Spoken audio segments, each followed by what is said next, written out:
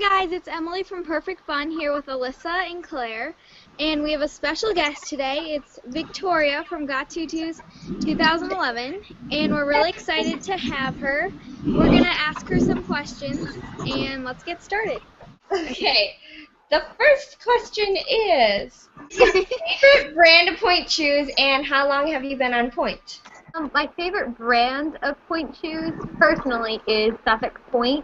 I have been wearing Suffolk Spotlights for, the beginning of 2011, so over 2 years. And I've been on point since I was 11, so 5 years. What is your favorite variation? That I've done, probably a couple of my favorites was my Paquito wedding variation. I did in my studio's performance of Paquita, and then probably my Gonzati variation from Le Corsair that I did for Youth American Grand Prix last year. What's the most necessary item in your dance bag? Actually, I have my dance bag right here. You're right on top. My ice cold stuff. It's basically like icy hot, only it's from Dollar General, and it's a lot stronger. Tennis ball, but it's actually a dog ball, so it's a lot harder, and it does things more effectively. For you, who is like your dance role model or like the most inspiring dancer? I would definitely say probably my sister, just because, I mean, I've grown up with her my entire life. I actually started dancing before she did. I'll live 6 months, but still. The way that she's just worked so hard and overcome so many boundaries makes me extremely proud. So I guess she's probably the one that comes to my mind. I'm sure if I thought a little harder, I could think of someone else. Why do you do homeschool? Originally, I started homeschooling because my brother was homeschooled because my brother has autism, and he couldn't learn in a public environment. And then when my sister, it came time for her to start schooling, she had dyslexia, and so she was homeschooled. And then when it came time for me to homeschool, they were already homeschooling, so it didn't make sense for me to go to a public school. And also, I have dyslexia, so really it was just disorder after disorder that just kind of made everybody to be homeschooled. And then as I got older, they asked me, do you want to go to school? And the idea of getting up and was never my idea of fun. And then by the time I got like 14, I realized that it would definitely help me with my dance and that I could dance more. And so I just stuck with it. And now I get to graduate 2 years early. So this is my senior year. What is the easiest and hardest thing about dancing for you?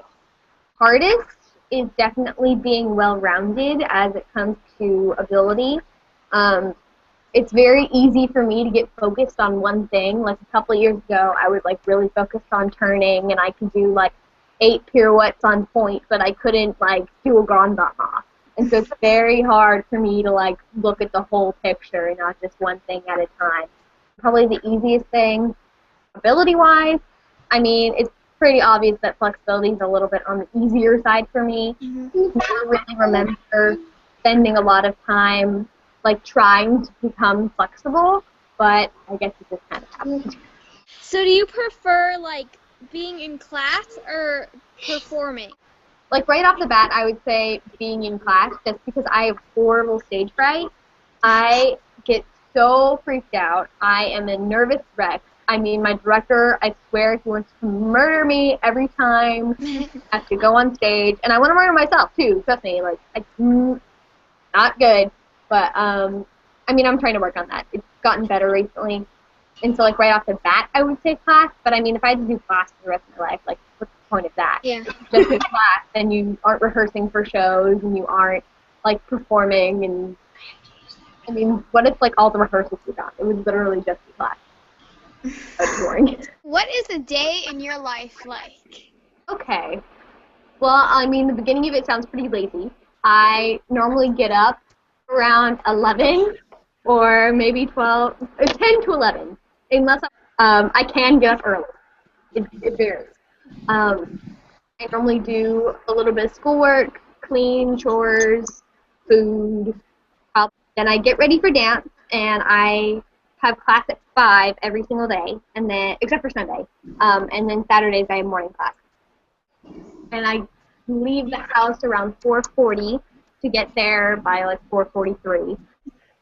Class starts at 5, and then we have 3 hours of class, and then I eat dinner. That's normally when I do a lot of my schoolwork.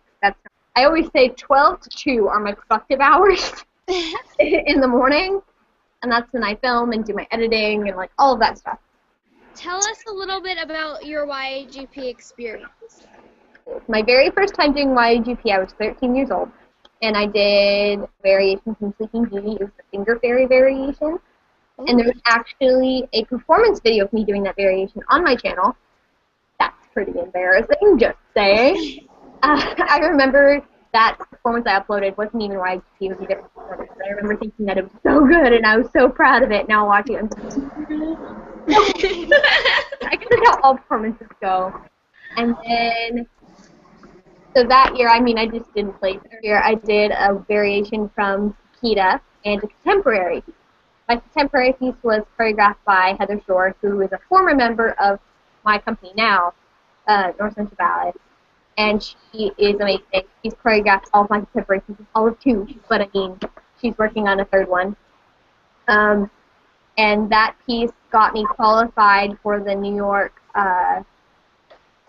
intensive, like the classes, not the competition, just the classes, but I mean, it was an achievement in my opinion. My classical piece, I think I fell, like, on my face, like, maybe 2 or 3 times. So that was embarrassing. This past year, I wanted to do the same Kita variation, trying to, like, make sure I did it right this time. It was the one with the Italian portraits. Well, this year I fell on my face again. That video will not be shown to the internet. And then did a contemporary piece entitled Insomnia. I won 1st place contemporary senior division with that. What are your dreams for your ballet future? I hope to get a traineeship somewhere and then just work my way up the company. Yes, I don't know which company. I am really not picky. I mean, my 2 favorites right now are like Orlando Ballet and Pacific Northwest Ballet. What is your advice for dancers, younger dancers? I would definitely say just take every opportunity. I would say compete in like YAGP and more ballet competitions. Like if you are looking for a new school, look for the best school you can find. Really just look at the bigger picture. This isn't about, okay, I have more potential friends at this studio, but I have better training at this studio. That's not what this is about. In like 5 years, you might still know them, but your training's going to follow you for the rest of your life. I would definitely say just be devoted. All of your work doesn't happen in the studio. When you come home, do conditioning, you know, crunches, push-ups, planks, arm workout, all of that. And what is your advice for YouTubers that want to do a dance channel? I would definitely say make sure that you have the best quality you can have. I mean, I don't have the best quality of videos, but well, try and upload regularly. Try to have an equal balance of both you dancing videos and vlogging videos, which I also have a problem with. Just because it's easy to sit down in front of the camera and talk about them. Yeah. The studio. And take a little clip. Make sure there's a good variety. You're not talking about the same thing over and over again. Rate your dancing on a scale of 1 to 10. Performance, a solid 5. Class, a solid 9. I don't know, I guess overall, like an 8. That's a good answer. Yeah. How would you describe yourself in 1 word? I would definitely just say creative, just because I feel like that goes along with my personality. Now you have to describe your dancing in 1 word. I would definitely just say devoted. Make sure to check out Got Tutus 2011, and we hope to see you soon. Make sure to subscribe, like, comment, share, you know, all that goodness. All that jazz. Yeah, and keep dancing. Okay, I think that's all I have to say. Bye. Alright guys, bye! I really like the second odalisque variation from the pas de trois. I also like Diane and Actaeon, Talisman, and then Flames of